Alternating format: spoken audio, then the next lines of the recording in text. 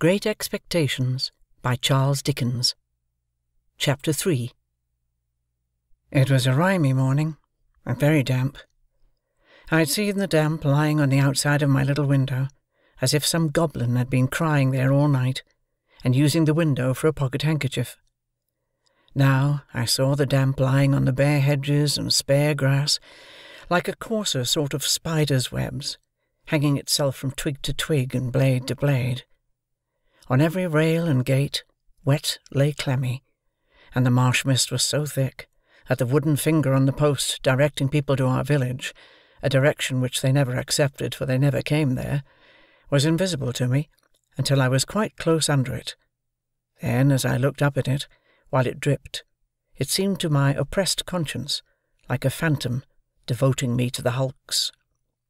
The mist was heavier yet when I got out upon the marshes, so that instead of my running at everything, everything seemed to run at me. This was very disagreeable to a guilty mind. The gates and dykes and banks came bursting at me through the mist, as if they cried as plainly as could be, "A boy with somebody else's pork pie! Stop him!" The cattle came upon me with like suddenness, staring out of their eyes, and steaming out of their nostrils. "Hallo, young thief!" One black ox, with a white cravat on, who even had to my awakened conscience something of a clerical air, fixed me so obstinately with his eyes, and moved his blunt head round in such an accusatory manner as I moved round, that I blubbered out to him, "I couldn't help it, sir. It wasn't for myself I took it." Upon which he put down his head, blew a cloud of smoke out of his nose, and vanished with a kick-up of his hind legs and a flourish of his tail.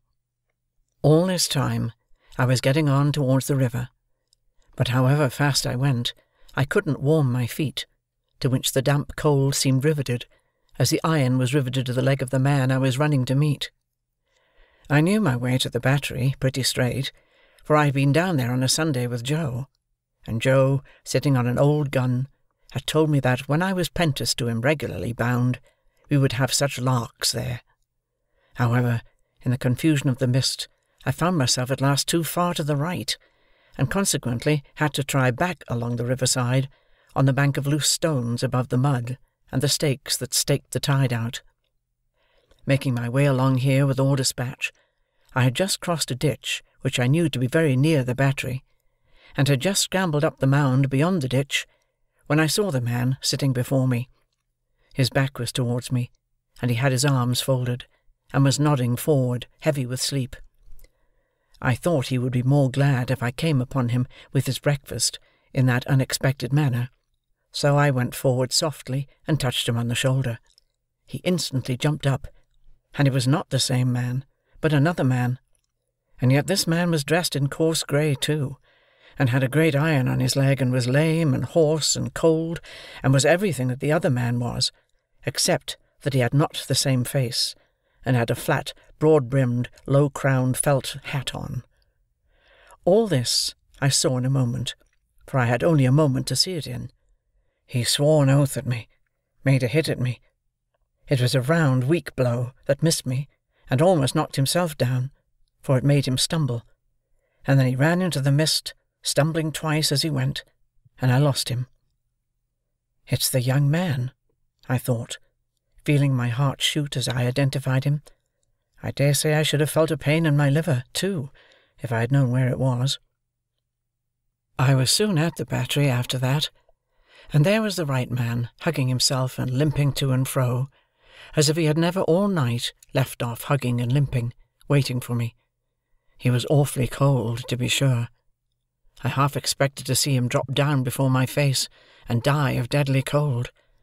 His eyes looked so awfully hungry, too, that when I handed him the file, and he laid it down on the grass, it occurred to me he would have tried to eat it if he had not seen my bundle. He did not turn me upside down this time, to get at what I had, but left me right side upwards, while I opened the bundle and emptied my pockets. "What's in the bottle, boy?" said he. "Brandy," said I. He was already handing mincemeat down his throat, in the most curious manner, more like a man who was putting it away somewhere in a violent hurry. than a man who was eating it, but he left off to take some of the liquor. He shivered all the while, so violently that it was quite as much as he could do to keep the neck of the bottle between his teeth without biting it off. "I think you've got the ague," said I. "I'm much of your opinion, boy," said he. "It's bad about here," I told him.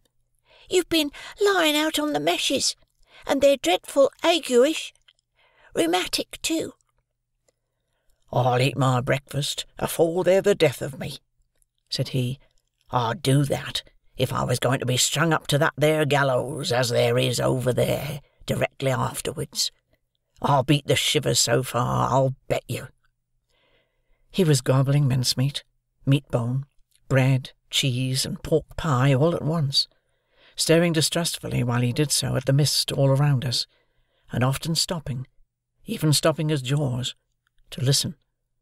Some real or fancied sound, some clink upon the river, or breathing of beast upon the marsh, now gave him a start, and he said suddenly, "You're not a deceiving imp?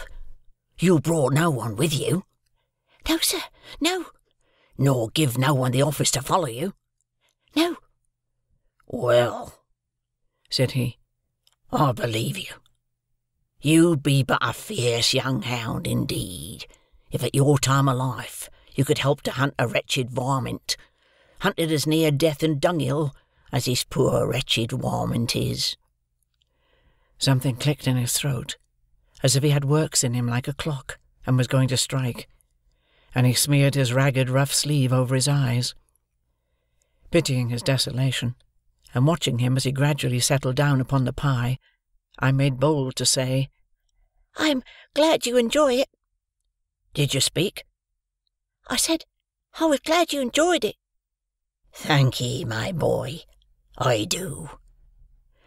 I had often watched a large dog of ours eating his food, and I now noticed a decided similarity between the dog's way of eating and the man's.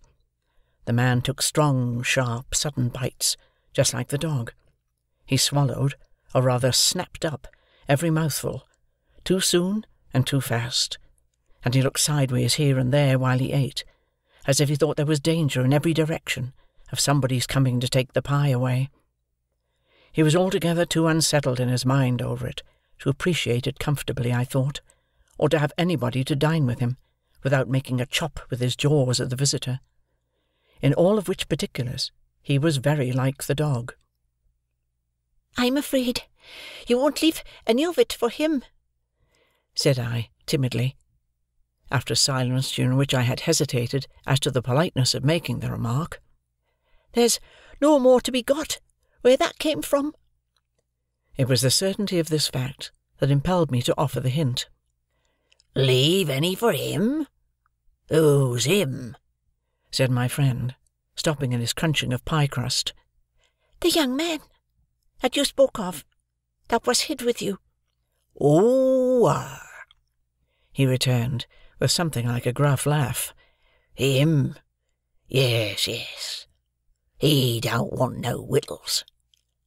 "I thought he looked as if he did," said I. The man stopped eating, and regarded me with the keenest scrutiny and the greatest surprise. "Looked? When?" "Just now." "Where?" "Yonder," said I, pointing. "Over there, where I found him nodding asleep, and I thought it was you." He held me by the collar, and stared at me so, that I began to think his first idea about cutting my throat had revived. "Dressed like you know, only with a hat," I explained, trembling. And I was very anxious to put this delicately. "And with the same reason for wanting to borrow a file. Didn't you hear the cannon last night?" "Then there was firing?" he said to himself. "I wonder you shouldn't have been sure of that," I returned.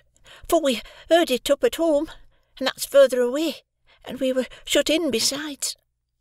"Why, see now," said he, "when a man's alone on these flats, with a light head and a light stomach, perishing of cold and want, he hears nothing all night but guns firing and voices calling. Hears? He sees the soldiers with their red coats, lighted up by the torches carried afore, closing in round him. Hears his number called. Hears himself challenged. Hears the rattle of the muskets. Hears the orders, "Make ready. Present. Cover him steady, men." And is laid hands on, and there's nothing. Why, if I see one pursuing party last night, coming up in order, damn 'em with their tramp, tramp, I see 100. And as to firing, why, I see the mist shake with the cannon arter it was broad day. But this man—" He had said all the rest, as if he had forgotten my being there. "Did you notice anything in him?" "He had a badly bruised face," said I, recalling what I hardly knew I knew. "Not here?" exclaimed the man, striking his left cheek mercilessly with the flat of his hand. "Yes, there." "Where is he?" He crammed what little food was left into the breast of his grey jacket. "Show me the way he went. I'll pull him down like a bloodhound. Curse this iron on my saw leg. Give us hold of the file, boy." I indicated in what direction the mist had shrouded the other man, and he looked up at it for an instant. But he was down on the rank wet grass, filing at his iron like a madman, and not minding me or minding his own leg, which had an old chafe upon it and was bloody, but which he handled as roughly as if it had no more feeling in it than the file. I was very much afraid of him again, now that he had worked himself into this fierce hurry, and I was likewise very much afraid of keeping away from home any longer. I told him I must go, but he took no notice, so I thought the best thing I could do was to slip off. The last I saw of him, his head was bent over his knee, and he was working hard at his fetter, muttering impatient imprecations at it and at his leg. The last I heard of him, I stopped in the mist to listen, and the file was still going.